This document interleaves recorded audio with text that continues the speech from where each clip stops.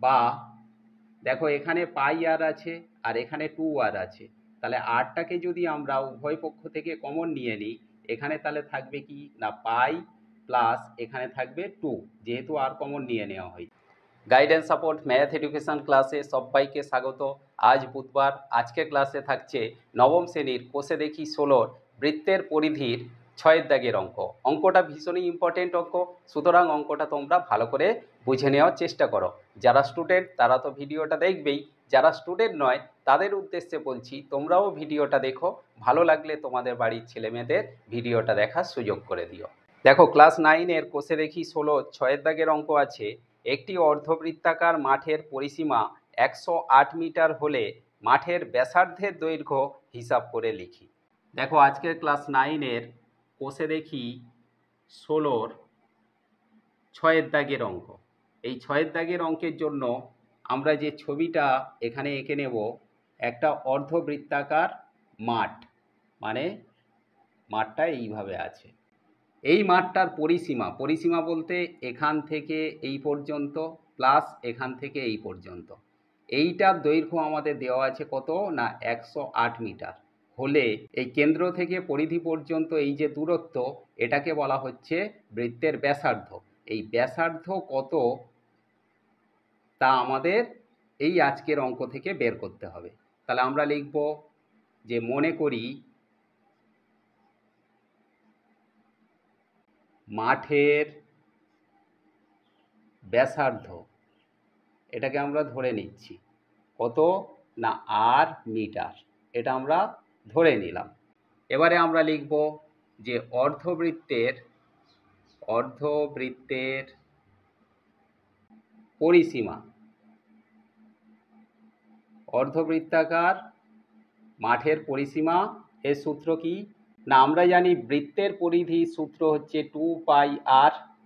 যেহেতু এইটা বৃত্তের পরিধির অর্ধেক, সেই জন্য এই বৃত্তের পরিধিটাকে আমরা 2 দিয়ে ভাগ করব, তার মানে 2πr/2 প্লাস এখানে দেখো এটাকে যদি আমরা r ধরি, এই কেন্দ্র থেকে পরিধি পর্যন্ত দূরত্ব মানে ব্যাসার্ধ r, এদিকেও r আছে, তাহলে r প্লাস r মানে 2r।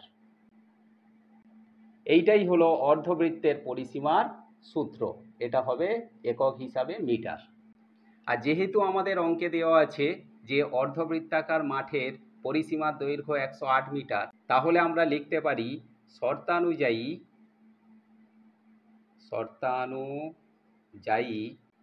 2πr/2 প্লাস 2r, তাহলে 2πr/2 plus 2r is equal to 108।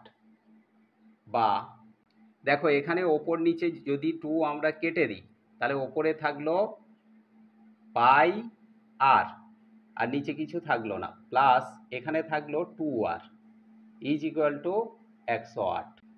বা দেখো এখানে পাই আর আছে আর এখানে 2r আছে, তাহলে আরটাকে যদি আমরা উভয় পক্ষ থেকে কমন নিয়ে নিই, এখানে তাহলে থাকবে কি না পাই প্লাস এখানে থাকবে 2, যেহেতু আর কমন নিয়ে নেওয়া হয়েছে, সমান 108 থাকলো।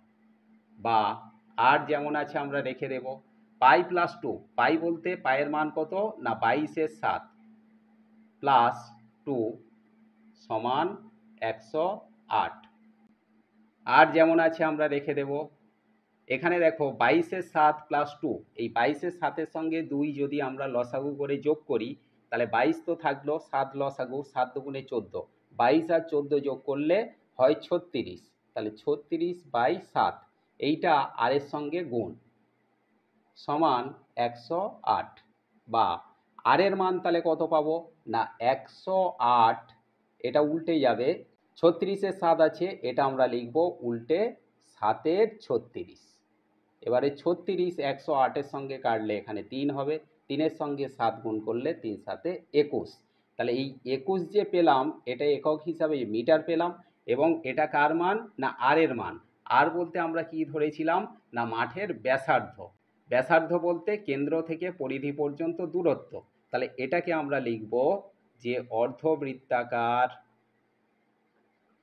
মাঠের ব্যাসার্ধ কত না 21 মিটার। যদি আমাদের প্রশ্ন করে যে অর্ধবৃত্তাকার মাঠের ব্যাস কত, তখন আমরা কি করব না ব্যাস সমান লিখব যে ব্যাসার্ধের দ্বিগুণ হয় ব্যাস, তাহলে এখানে 21কে আমরা 2 দিয়ে গুণ করব, 21 দুগুণে 42 মিটার। তাহলে এইটা হলো ব্যাসার্ধ আর এইটা হলো ব্যাস। আশা করি আজকের ক্লাস থেকে বৃত্তের পরিধির এই ইম্পর্টেন্ট অঙ্কটা তোমরা ক্লিয়ারলি বুঝতে পেরেছো। অঙ্কটাকে ভালো করে প্র্যাকটিস করতে থাকো। দেখা হচ্ছে পরবর্তী ক্লাসে।